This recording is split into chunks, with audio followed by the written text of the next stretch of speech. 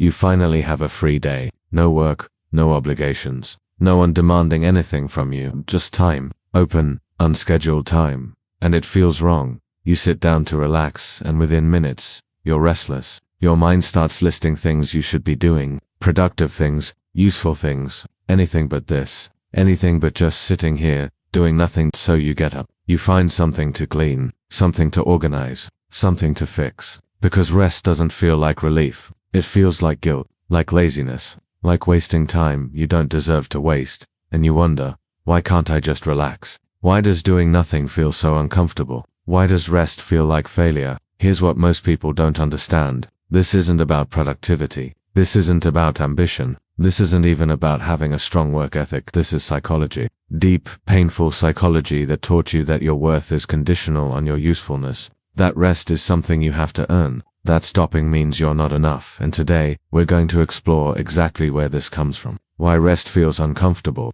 and what it's really costing you. You're 7 years old, maybe 8, and you're just being a kid. Playing, daydreaming, existing in that natural state of childhood, where time doesn't mean anything and you're just present, and someone says it. Maybe a parent, maybe a teacher, maybe just the general atmosphere of your home. Stop wasting time. Don't just sit there, do something. Idle hands are the devil's workshop. If you have time to relax, you have time to help, and something registers. A lesson that sinks deeper than words. That being still is wrong. That rest is laziness. That your value is measured by what you produce, not by who you are. So you learn to stay busy, to always be doing something, to feel guilty the moment you stop, because love, attention, approval, they all came when you were useful, when you were helping, when you were achieving. And rest made you invisible, or worse, it made you a burden.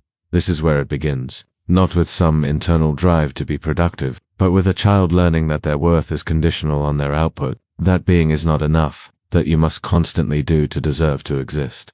Psychologists call this productivity anxiety, and it doesn't just shape your childhood, it shapes your entire nervous system. Your brain learns that rest equals danger, that stillness means something bad might happen, that the moment you stop being useful, you stop being valuable, and that belief doesn't just live in your thoughts, it lives in your body, in the tension that rises when you try to sit still, in the guilt that floods through you when you're not being productive, in the restlessness that won't let you just be. So let's talk about what's actually happening when rest feels uncomfortable, because this isn't laziness. This isn't even about rest. This is about safety. When you were young and your environment was unpredictable, being useful was a survival strategy. Productivity kept you visible. Being helpful kept you valued. Staying busy kept you safe. So your nervous system learned to associate rest with vulnerability, with being overlooked, with losing the thing that made you matter. And now, as an adult, even though the situation has changed, your nervous system hasn't caught up. It's still running the same program, still believing that if you stop, you'll become disposable. This is why rest feels uncomfortable. Your body is signaling danger, not because there is danger, but because it remembers a time when stopping meant being forgotten. And this shows up everywhere, in patterns you might not even recognize as connected. You take a vacation but you can't enjoy it. Your mind keeps drifting to work, to what you should be doing, to all the things piling up while you're here trying to relax. You finish your work for the day but you can't fully stop. You keep checking emails, doing just one more thing, because stopping completely feels irresponsible, like you're letting someone down. Even when there's no one to let down, you get sick, and instead of resting, you feel guilty, like you're being weak, like you should push through, because your body's needs feel less important than your productivity. You watch other people relax easily and you feel envious, confused. How do they do that? How do they just stop without the guilt, the anxiety, the constant feeling that they should be doing something more? This is what happens when rest becomes tangled with worth. When your nervous system can't distinguish between resting and failing, when stillness feels like a moral failure instead of a biological necessity. And here's where it gets even more complex, because this pattern doesn't just make rest uncomfortable, it makes you uncomfortable with yourself. When you finally do rest, when you force yourself to take a break, you're there physically but not mentally. Your mind is racing, planning, worrying, anything but being present, because presence requires not doing, and not doing triggers all the old fears. That you're not enough, that you're wasting time, that you're falling behind while everyone else is getting ahead, so rest becomes contaminated. It's not restorative, it's just another thing you're failing at, another way you're not measuring up, and the exhaustion compounds, because you're not actually resting, you're just feeling guilty about trying to rest. which is somehow more draining than working. This creates a vicious cycle. You're exhausted, so you need rest. But rest feels uncomfortable, so you stay busy, which makes you more exhausted, which makes you need rest even more. But the guilt prevents you from taking it. And slowly, burnout becomes your baseline. Exhaustion becomes normal, and you forget what it feels like to actually be rested.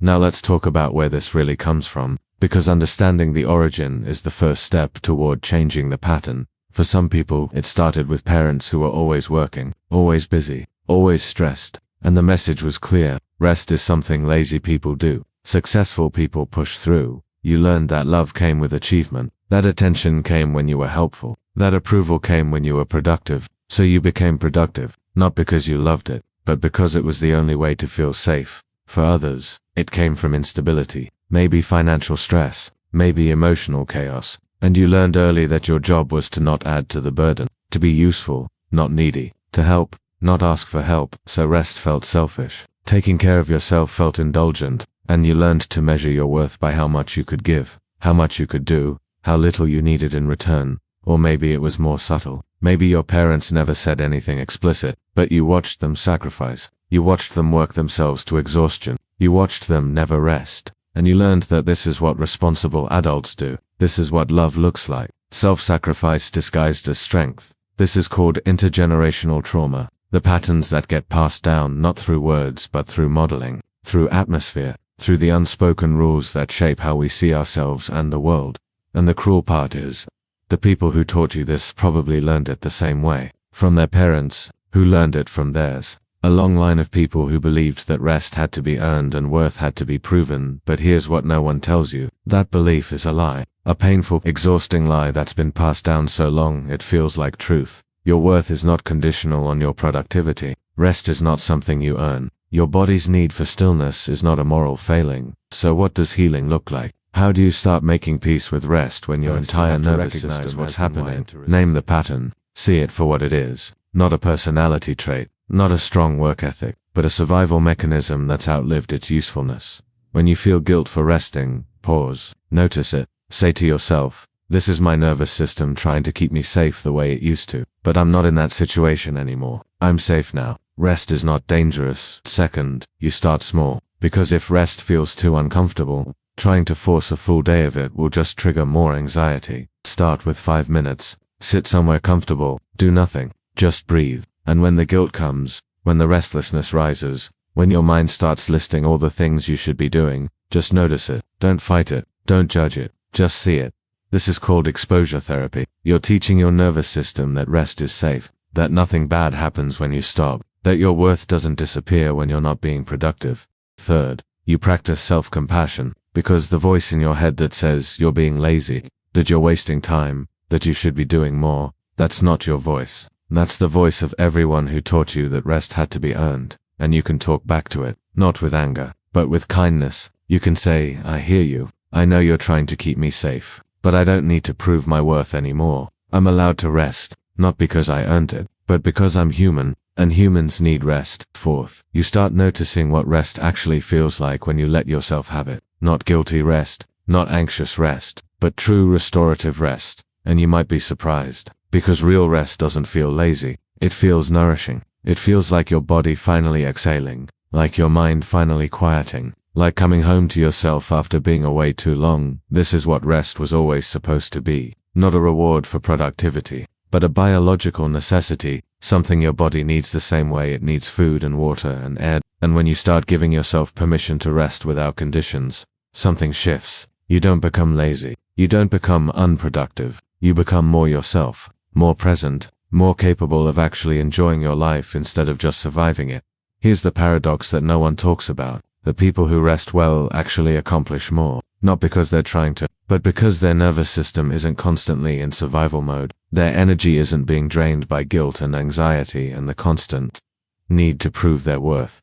When you rest without resistance, your body actually restores, your mind actually and you show up to your work, your relationships, your life with more clarity, more creativity, more capacity. But when you resist rest, when you push through exhaustion, when you measure your worth by your output, you're not being productive. You're just slowly destroying yourself and calling it ambition. So here's what I want you to understand. If rest feels uncomfortable to you, if you struggle to sit still, if guilt floods through you the moment you stop being productive, you're not weak. You're not lazy. You're not broken. You're someone who learned that rest was dangerous. That stillness meant invisibility. That your worth was conditional on your usefulness. And that learning kept you safe once. It helped you navigate an environment where being productive was the only way to be valued. But you're not in that environment anymore. You're safe now. And the thing that once protected you is now exhausting you. Rest is not something you earn. It's something you need. Not because you worked hard enough to deserve it, but because you're alive.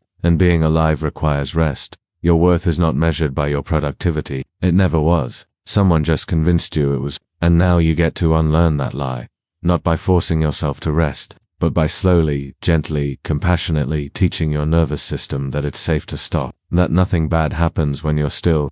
That you don't disappear when you're not being useful.